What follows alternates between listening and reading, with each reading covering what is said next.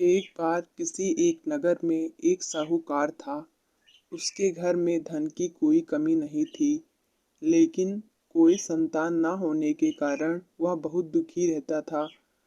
संतान प्राप्ति के लिए वह हर सोमवार को व्रत रखता था और पूरी श्रद्धा के साथ शिव मंदिर जाकर भगवान शिव और माता पार्वती की पूजा करता था। उसकी भक्ति देखकर एक दिन माँ पार्वती प्रसन्न होकर भगवान शिव से साहूकार की मनोकामना पूर्ण करने का निवेदन किया।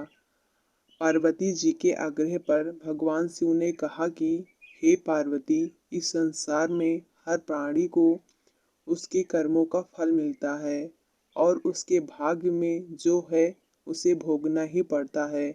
लेकिन पार्वती जी ने साहूकार की भक्ति देखकर उसकी मनोकामना पूर्ण करने की इच्छा व्यक्त की। माता पार्वती के आग्रह पर शिव जी ने साहूकार को पुत्र प्राप्ति का वरदान तो दे दिया, लेकिन उन्होंने बताया कि यह बालक 12 वर्ष तक ही जीवित रहेगा। माता पार्वती और भगवान शिव की बातचीत को साहूकार सुन रहा था, इसलिए उसे ना तो इस बात की खुशी थी और ना ही दुख। वह पहले की भांति शिव जी की पूजा करता रहा। कुछ समय के बाद साहूकार की पत्नी ने एक पुत्र को जन्म दिया। जब वह बालक 11 वर्ष का हुआ तो उसे पढ़ने के लिए काशी भेज दिया गया। साहूकार ने पुत्र के मामा को बुलाकर उसे बहुत सारा धन देते हुए कहा कि तुम इस बालक को काशी विद्या प्राप्ति के लिए ले जाओ। तुम लोग रास्ते में यज्ञ कराते जाना और ब्राह्मणों को भोजन दक्षिणा देते हुए जाना। दोनों मामा भांजे इसी तरह यज्ञ कराते और ब्राह्मणों को दान दक्षिणा देते काशी नगरी निकल पड़े। इस दौरान रात में एक नगर पड़ा जहां नगर के राजा की कन्या का विवाह था, लेकिन जिस राजकुमार से उसका विवाह होने वाला था वह एक आग से काना था।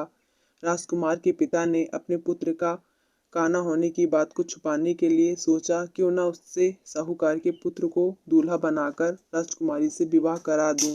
विवाह के बाद उसको धन देकर विदा कर दूंगा और राजकुमारी को अपने नगर ले जाऊंगा। लड़के को दूल्हे के वस्त्र पहनाकर राजकुमारी से विवाह करा दिया गया।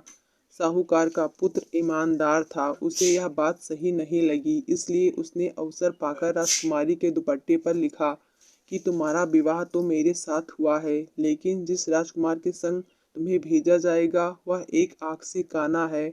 मैं तो काशी पढ़ने जा रहा हूँ। जब राजकुमारी ने चुन्नी पर लिखी बातें पढ़ी तो उसने अपने माता पिता को यह बात बताई। राजा ने अपनी पुत्री को विदा नहीं किया, फिर बारात वापस चली गई।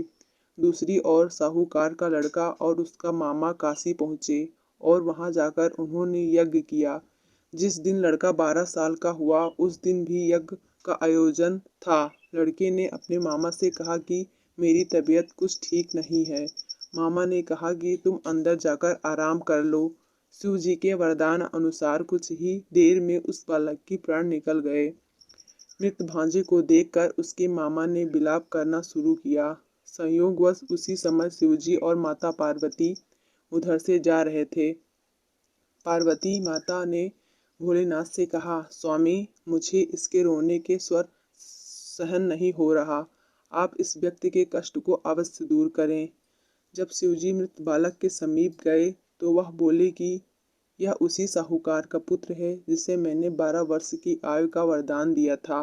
अब इसकी आयु पूरी हो चुकी है, लेकिन मातृ भाव से विभोर माता पार्वती ने कहा कि हे महादेव, आप इस बालक को और आयु देने की कृपा करें, अन्यथा इसके वियोग में इसके माता पिता भी तड़प तड़प कर मर जाएंगे।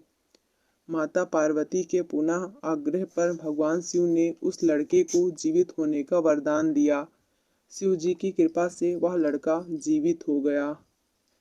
शिक्षा पूरी करके लड़का मामा के साथ अपने नगर की ओर वापस चल दिया। दोनों चलते हुए उसी नगर में पहुंचे जहां उसका विवाह हुआ था। उस नगर में भी उन्होंने यज्ञ का आयोजन किया। उस लड़के के ससुर ने उसे पहचान लिया और महल में ले जाकर उसकी खातिरदारी की और अपनी पुत्री को विदा किया। इधर साहूकार और उसकी पत्नी भूखे प्यासे रहकर बेटे की प्रतीक्षा कर रहे थे।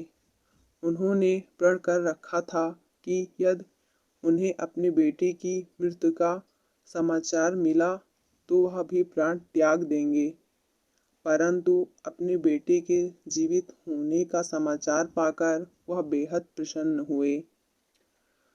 उसी रात भगवान शिव ने साहूकार के स्वप्न में आकर कहा, हे श्रेष्ठी, मैंने तेरे सोमवार के व्रत से करने और व्रत कथा सुनने से प्रसन्न होकर तेरे पुत्र को लंबी आयु प्रदान की है।